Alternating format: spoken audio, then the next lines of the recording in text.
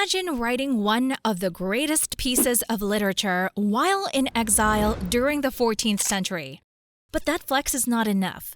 Not only do you make a journey through hell and back, you do it accompanied by one of the finest poets to ever live, the Roman bard Virgil.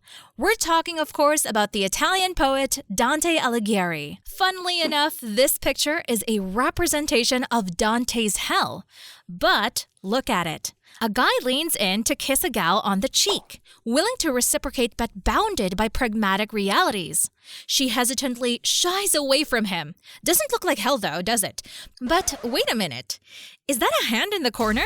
Born in Aberdeen in 1806, William Dyce began his artistic career at Royal Academy schools in Edinburgh and London. In 1825, he made a voyage to Italy and was struck by the likes of Titian, Rembrandt, and Poussin. Upon his return, he was highly inspired and charged to circumvent the traditions of his time for a more old-school approach. He loved how the Renaissance artists opted for drama in their scenes and how they idolized the feminine touch. He was so impressed by these works that he could not help but make another excursion to Rome in 1827. In Rome, he developed a professional relationship with German painter Friedrich Oberbeck, who was part of the Nazarene wave. The Nazarene movement was a direct response to the neoclassicist movement in which artists wanted to showcase the virtues of harmony, rationality, reason, courage. Neoclassicism was inspired by models of classical antiquity and often painted historical and mythological scenes with clarity in style and form that evoked a sense of idealism. The Nazarenes was a loose collective of German romantic painters who wanted to steer the visual arts back towards spirituality. They scoffed at the regular academic methods of the time and opted for a more romantic approach to their work. Friedrich Overbeck was one of the 6 founding members of the movement, who had made their mark at the Vienna Academy back in 1809. Dyce was taken aback by the emotional response that works of these romantic painters evoked. The strong colors, the emotional heft, and spontaneity all made a huge impression on him. When he returned to Edinburgh, however, he dared not emulate his heroes. He did not let himself get carried away and stuck to simple portraits to stay afloat. It was not until his finances were doing a little better than he started to indulge his true passions and began painting religious figures. In 1837, he was invited to take over the School of Design in Edinburgh, but eventually ended up taking the helm of the Government School of Design in London, which later became the Royal College of Art. Before he left for London, however, he painted this, Francesca da Rimini. This is the scene he depicts. It seems fairly straightforward until you realize that it shows a scene from one of the most famous love stories ever written. Before Shakespeare made audiences swoon with Romeo and Juliet, Dante was narrating the tale of Paolo and Francesca. And to top it all off, it was a true story. When Dante was exiled from Florence for political reasons, he was left to fend for himself and his family. Banished from the city, he was later threatened with an execution at the stake or a beheading upon his return. Grappling with the loss he had incurred, he decided to write his beloved Divine Comedy.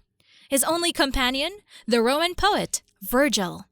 The tale starts with Virgil encountering Dante the pilgrim wandering in dark woods, led astray by his sins.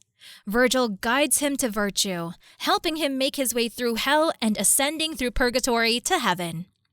On their journey, the two encounter the circle of the lustful.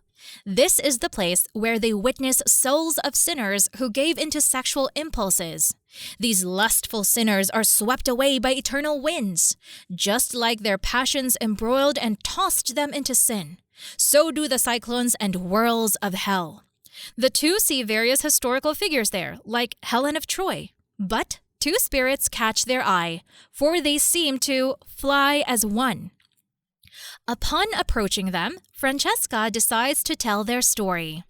She remembers how they were reading the story of Guinevere and Lancelot one day. It is important to note that Guinevere and Lancelot were two characters who themselves succumbed to lust, leading to the downfall of Camelot. When they read about how love took a hold of Lancelot, Paolo could not help but place his lips on her face. Francesca explains that they did not read another page that day, which is interesting since reading it would have revealed the fate of Guinevere and Lancelot. She also mentions how the two of them were murdered for their transgressions. Dante cries out, overwhelmed by pity and realizing the gravity of the moment, he faints. Virgil later teaches him to shun the feelings of pity and look at the moral implications of the couple's actions. The author does not provide much more context to the story, but there is a good reason for it. This story was already well known in 14th century Italy. Francesca da Rimini was the daughter of the Lord of Ravenna, an Italian city-state at war with Rimini. The noble woman of the Polenta family was bequeathed to the son of the Rimini lord in a political marriage to secure peace. The heir to the Rimini throne and Francesca's husband, Giovanni Malatesta, did not get along with his wife. The unhappy union was bound for some turbulence, and it came in the form of Giovanni's brother, Paolo Malatesta. During their first meeting, Francesca was under the impression that it was Paolo that she was supposed to marry, only to later find that he was to be her brother-in-law. Paolo had also taken a keen interest in her. The two started meeting each other in secret, but it did not take long for Giovanni to chance upon them. Upon discovering his wife and his brother being intimate, he flew into rage. Unable to contain himself, he flung himself at them and murdered them both. This scene depicts the moment before the attack. The hand we see in the corner belongs to Giovanni, the husband. Dante had met Paolo a few years prior and was later invited by Francesca's father to Ravenna to revisit the entire tale in detail. Dante, while sympathetic for the young man, had chosen to place him in hell for giving into his lust for his lover. He had allowed his emotions to cloud his judgment and rationale. William Dyce, however, did not have the same intentions, since he was inspired by the Nazarene, who preferred emotional intensity over rigorous formalities and reason in art. He was enamored by the lover's tale. Look at how he paints the scene. He did not show them in hell. He showed their reality. Sitting on a marble railing with the book on Francesca's lap. The titled lute beside them is yet another instrument, no pun intended, to woo the beloved.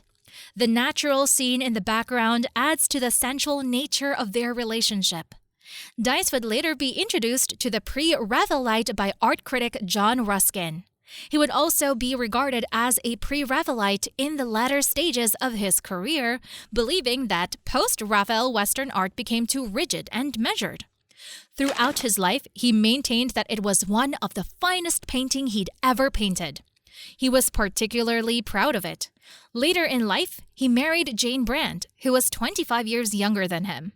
The couple had 4 children. It makes sense that this man was led by his passions and spiritual callings with little regards to traditional modes of thinking.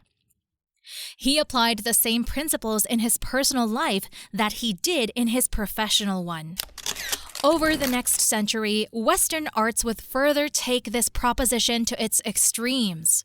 Dante's narration of Paolo Malatesta and Francesca da Polenta's fate immortalized their love, so several artists referred to it. However, they did so on their own terms. For instance, Auguste Rodin's The Kiss was inspired by the story and was initially named Francesca da Rimini. However, it was so incredibly sensual that it was censored upon its initial reveal, and the name was later changed to The Kiss to stop idealizing adultery. William Blake, Dante Gabriel Rossetti, Peter Ilyich Tchaikovsky, Sergei Rachmaninoff, Leigh Hunt, Lord Byron, all were inspired by the story, and each presented it in a different light. The topic of reason versus emotion is a divisive one, and one that has a long history. If you enjoyed this video, be sure to hit the like button. Subscribe to the channel for more interesting stories from the art world. That's it for now. We'll see you in the next one.